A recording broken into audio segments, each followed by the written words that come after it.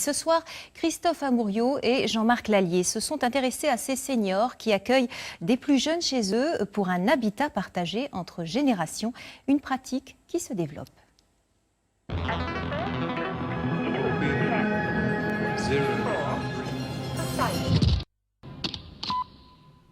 Oh, comme ça ira. Ça, c'est pour que je coupe? Oui, s'il vous plaît. Et vous, le coiffeur, ça a été? Oui. Le rendez-vous, j'étais tout de suite. À quelle heure? À 10h?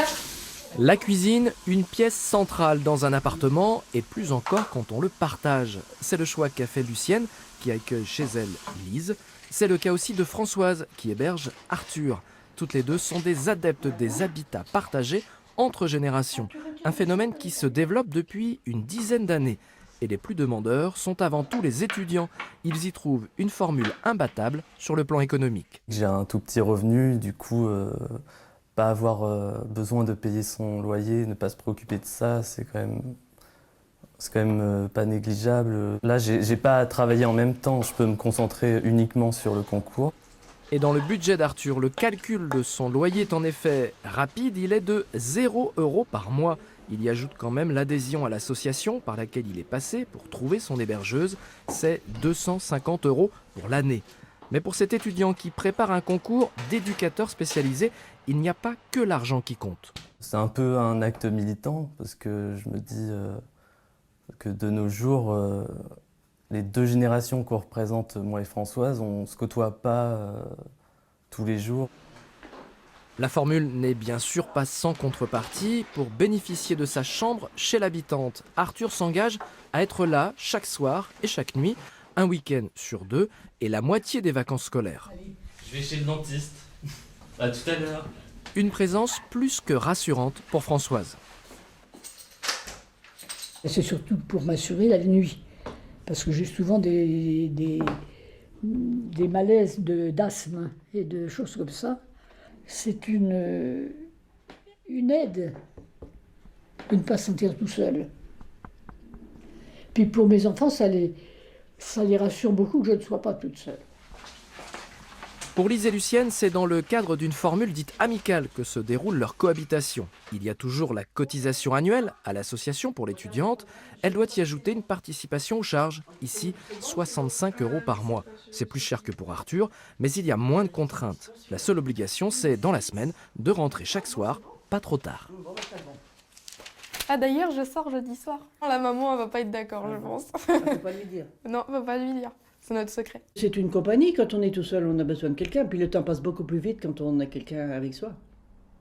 Donc si c'était à refaire? Ah ben je referai tout de suite, j'arrêterai même pas. Donc ça fait la 8e qui vient à la maison. Puis chaque personne a son tempérament. Il y en a qui sont restés 1 an, d'autres sont restés 3 ans. Lise est partie pour 2, peut-être plus si tout ça dépendra des études.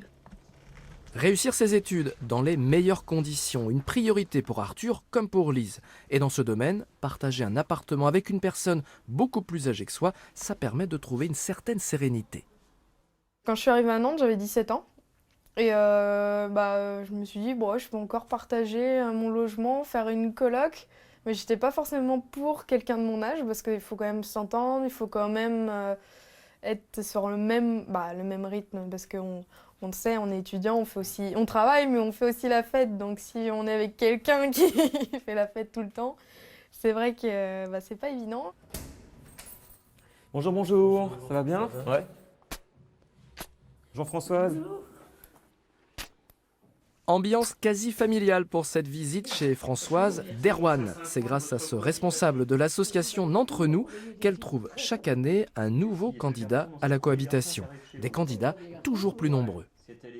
Je dois recevoir plus de 90 jeunes cette année et on en garde à peine un quart pour être logés chez des personnes âgées ou en situation de handicap, ce qui fait qu'il y a une sélection qui s'impose en amont. Il y a un suivi après pendant les 2 premiers mois et donc on cherche des personnes qui peuvent s'entendre sur la durée. C'était le cas de Françoise et d'Arthur.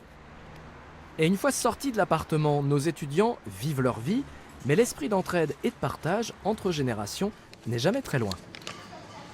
Je fais les courses pour elle et moi, et elle m'a demandé certaines choses comme la mayonnaise, un tube de sauce tomate. Donc autant faire les 2 listes en même temps et on réglera nos comptes plus tard, quoi.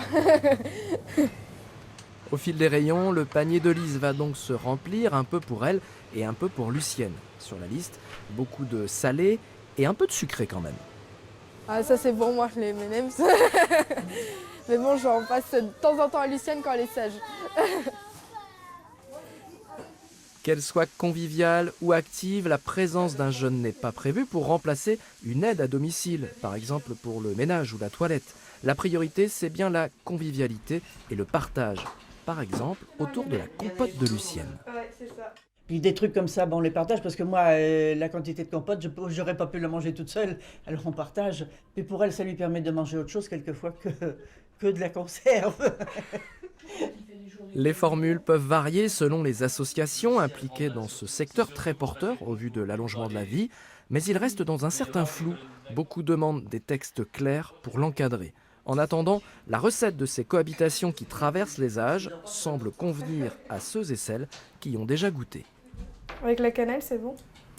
On peut t'en mettre un petit peu plus? Oh, mais regardez la gamelle que j'ai. Et si tous les autres piquent dans la gamelle, il ne va plus t'en rester.